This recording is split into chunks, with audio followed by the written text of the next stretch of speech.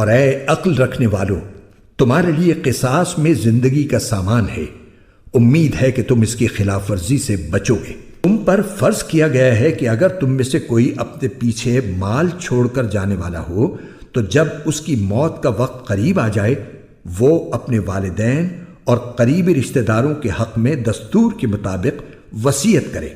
یہ متقی لوگوں کے ذمے ایک لازمی حق ہے۔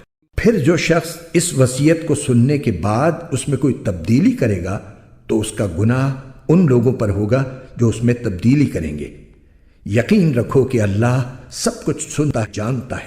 ہاں، اگر کسی شخص کو یہ اندیشہ ہو کہ کوئی وصیت کرنے والا بیجا طرفداری یا گناہ کا ارتکاب کر رہا ہے اور وہ متعلقہ آدمیوں کے درمیان صلح کرا دے تو اس پر کوئی گناہ نہیں۔